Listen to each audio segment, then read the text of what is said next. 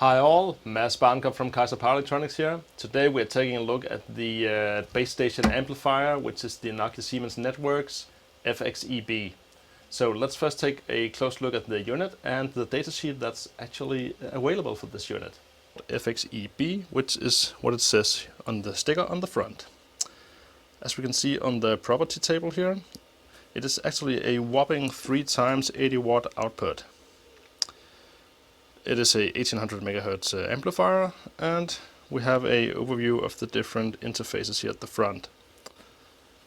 So as you see, that RET, which I have previously named as return, is actually the remote electrical tilt connection for the motorized tilt option inside the antenna cells itself. Let's see, the power draw was not mentioned there. Not there either. But it actually has this nice functional block diagram. Now this is something I could have used on my earlier teardowns, because this clearly shows how the unit is built, how the signal goes through the unit. So I will use this block diagram when we do the circuit analysis in part 2. We can also see here how much power it draws. No, that's only the voltage. Okay, estimated power consumption in watt at the different wattage outputs. So at 100% load it will draw 865 watt in total for this unit, which is actually quite low compared to some other units. They have been... So these are much more efficient. So yeah, development does go on and does make better units. See here, it weighs 25 kilograms, and I can confirm that it is quite heavy. Now let's tear this apart. It is absolutely madness how clean a design this really is. Just look at it. All your inputs, digital protection sitting at the front, a bit of power supply over here, all digital signal processing, and you have your digital analog digital conversion sitting over here and probably on the back side. There's a little smiley little PCB out there. Oh, hello there. The diplexer module,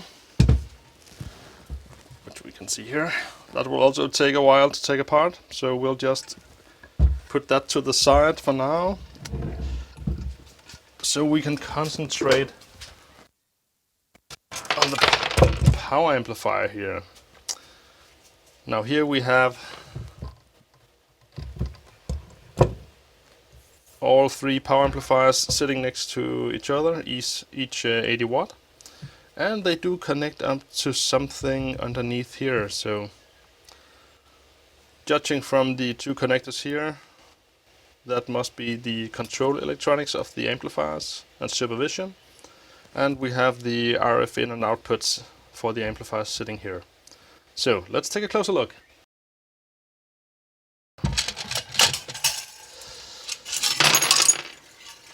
Okay, so that's not the control logics of the amplifiers after all. This is pure power supply.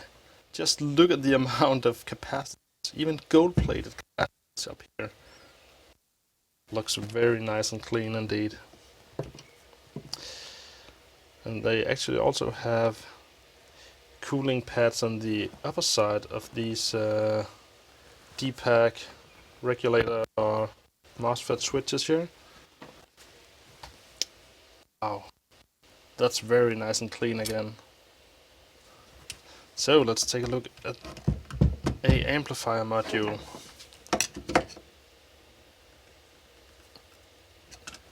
If we can get it to let go. Just wondering if it has any... Nope. No screws on the back. Let's see again if it can...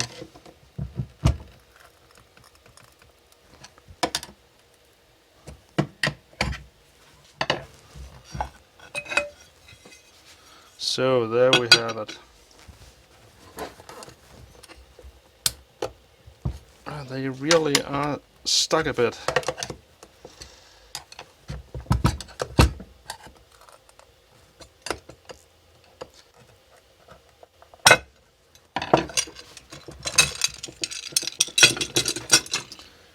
But look at those amplifiers.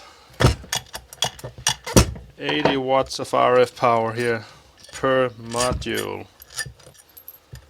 It is massive for the sheer size of these small prints here, which are built directly onto a cooling plate, so everything here is just getting cooled from the outer casing.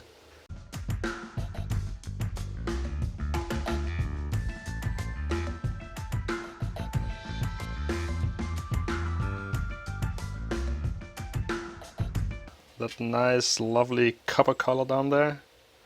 Let's see.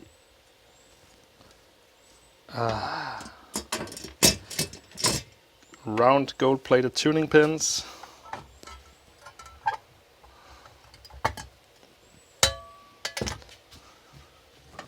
Silver plated steel resonators.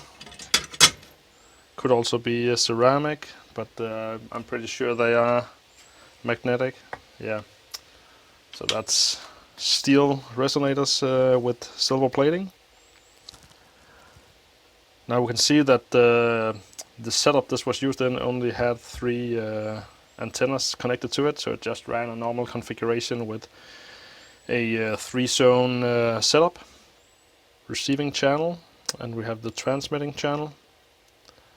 And that's simply because the transmitting channel has more couplings between the cavities in order to filter and narrow down the band at which the frequency at which it's transmitting, whereas the receive is receive filtering is much more done in the discrete part of the amplifier.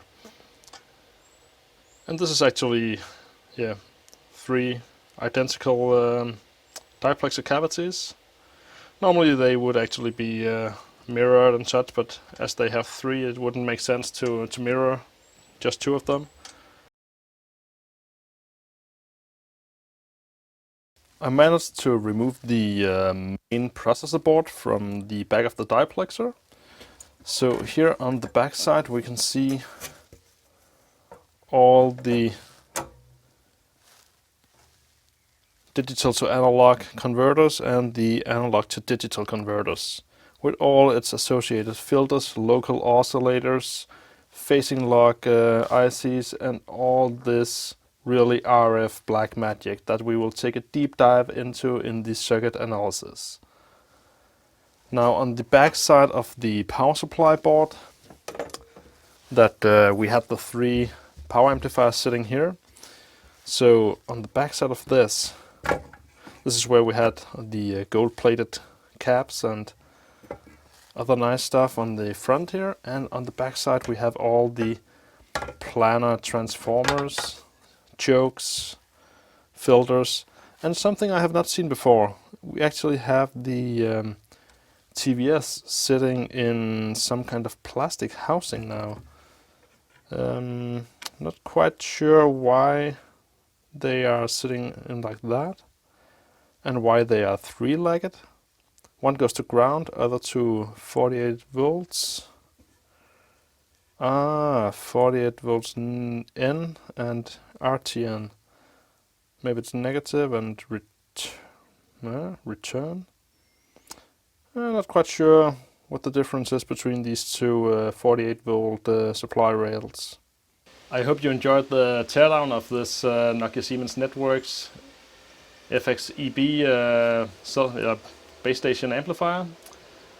And I hope you're looking forward to part 2, where I do the circuit analysis with a little help from the datasheet schematics. So until next time, see ya.